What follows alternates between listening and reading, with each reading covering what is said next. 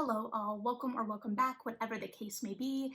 Happy to have ya either way. It is Friday, so let's jump into a book. Today I'm going to be talking about The Forest of Stolen Girls by June Her. I'm real excited about this one. The cover is absolutely stunning and obviously is one of the things that drew me into the book.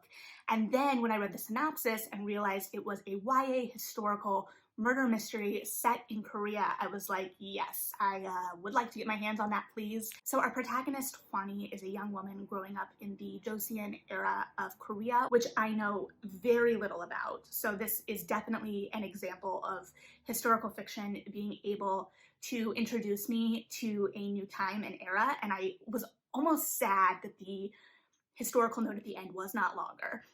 And so her father is a renowned inspector, and his career has been pretty successful, but he is haunted by this one failed case from when Hwani and her sister Maewol were young, and it kind of lingers over him as a shadow. And in attempting to follow a lead on this case, to solve this case, he goes missing. Hwani goes back to their old, small home village on Jeju Island, where her sister Maewol had been left as a child, like 7 years ago, following this failed case. And the case was a young woman who was found murdered in this forest. But when this young woman, around the time this young woman was found, Hwani and Maewol were also found in the woods, and they had no memory of what had happened to them. And around this time, there were all of these rumors of this masked man lingering around the village, being seen around the village. And then after this event, many more girls would proceed to go missing, and nothing was ever heard from of them. So Hwani's father had moved the rest of the family to the mainland following a job and a promotion, but Maewol had been left with the village shaman because she had shown some talent in that vein. But she was also the youngest, and in many ways she was kind of a disobedient child compared to her sister. She was a little bit more vocal, and the whole incident was kind of set off by some of her more stubborn behavior in a way, and that whole history gets dove into a lot later.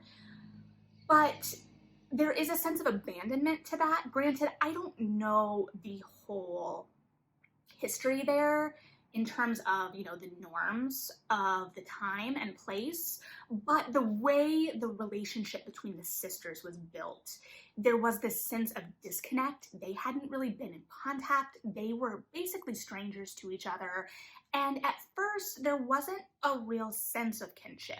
Hwani was in the village to solve the mystery behind her father's disappearance. She wanted to find her father, and Maewol had a much different experience with their father, very reminiscent of Luck of the Titanic, because I've been reading a lot of narratives about sibling relationships, but this idea of, one sibling having a much different relationship with a parent than the other, and the traits of those parents that we may pick up and how they exhibit themselves. So there was definitely the relationship at the heart of this book was the sister relationship. It was interesting too. I texted my friend, I think around 250-ish pages into the book, where I was like, okay, I found a book that is a young adult murder mystery set in Korea, and it has no romantic subplots. And she was like, yes, this is exactly what I need. I say that because I clearly am not turned away or turned off by romantic subplots, but I know there are some readers who specifically want to search out books without romantic subplots, or maybe that's something you're in the mood for at the moment. So I think that that's worth noting, that this definitely focuses on the sisters and the mystery elements, and there isn't a romantic subplot. So if that's something of interest to you, definitely take note of that. The setting is so good. Like I said, I really wish that I knew more of this period. I'm gonna have to do some more research. I'll reread the historical note again, but I think it did the thing that I personally like in mysteries, where you're kind of in this remote place. And so historically, we're bound by the limitations of technology at the time. And then you're in a very remote area.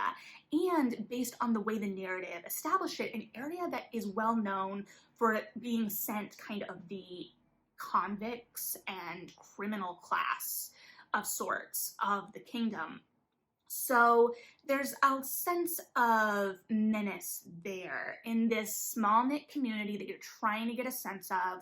They are being plagued by this tragedy, and you have this physical presence of the masked man where there is something sinister lurking very literally in the woods. And the minute Juani gets to this village, almost, a young girl is found dead in the forest. And so that kind of kicks everything off. And then she has to kind of retrace her father's steps. And there are moments where it's like, okay, her father, this renowned inspector, didn't, in theory, that we know, manage to solve this case. So what is she going to be able to unearth, especially in this close village? And that's where a little too of the relationship with her sister comes into play, and getting the lay of the land. I almost wish we'd gotten to see more of the village. I think we got to see a lot, but it was such an intriguing setting, and I loved spending time in it, and I would have liked even more. And I think it was really smart too in the mood and the tone that it created. Especially at the beginning, the way Juani would be moving like in and out of memory, I thought of it almost like a memory play on stage, because that's my point of reference, okay? But the fluidity of moving in and out of recollection, and it wasn't like split scenes necessarily, but she would see something, like she goes to their old home and is able to kind of see the echoes of her former life when the family was intact. And even though it didn't have anything supernatural at play, you could almost see those kind of ghostly images mentally in the narrative. The tone took you there. And I thought it was really, really smart. I also, the village shaman was a major character. And so there is an aspect of spirituality, and also the connection between spirituality and bureaucracy, right? So there's some corruption in this village, and where is it coming from?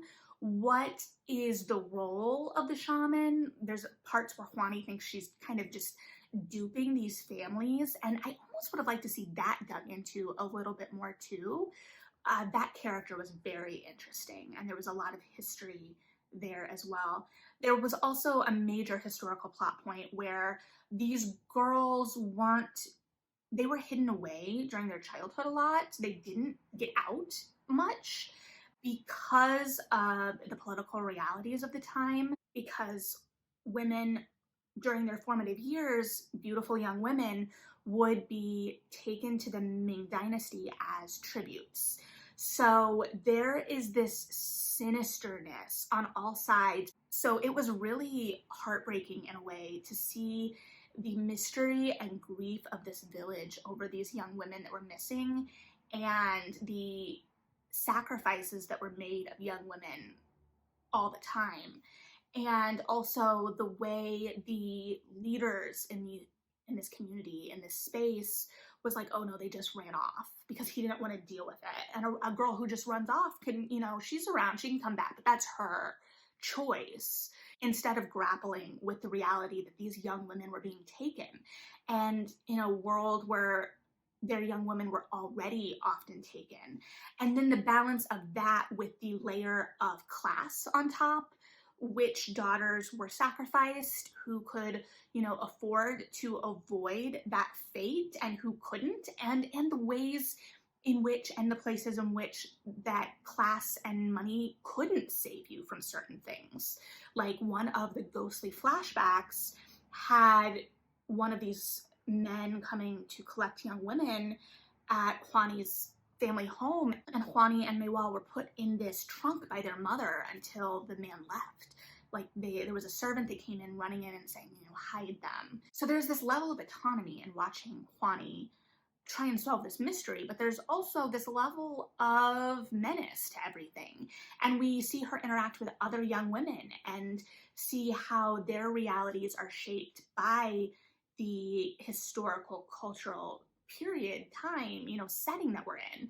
So it felt like kind of like the perfect setting for a mystery, because you've got that kind of quintessential small community, or at least those are some of the ones I find really interesting in mysteries, are small communities, because there's this sense of malice to everything, right? There's the gossip that's being whispered, and I think there were some great scenes with like gossip being whispered. So like we get to see different households in this community, and we get to see the inn briefly, but at the same time Juani is still a stranger, an outsider. She's separated a lot from this community, so we don't get to see her really interact with the community as a whole, outside of like a couple of scenes where they're seeking the help of the shaman and Maywell in this girl's passing, or in a ritual that takes place. But all of that is at play, and so there are just such levels to this that I think really work. And I also like it because I don't consider myself a huge mystery reader. I like them. I tend to sometimes overthink them as well. I'll like, oh, I've got it solved, or oh, maybe I don't have it solved. And I think that this narrative really plays smartly on, the perceptions we're gonna have. Like, oh, is this answer too easy? Is this answer not easy enough? What maybe did her father find? Then the fact that she is being led by her own prejudices and her own stubbornness in some ways. Like, she follows leads very strongly once she has decided that they are right. And that causes conflict with her sister too, because her sister is like, no, trust me when I tell you that that's not the answer. And both have emotional ties to those positions that make it hard for either to see clearly. And as readers, we're going to be colored in the narrative as well by our point of view. So I think that was really interesting. And so it was kind of like feeling out the political landscape and, what might be going on here. And also having the sense at all times that there could be someone lurking on the periphery of this narrative that we just hadn't met. I was always like, who else could just be there? You never know.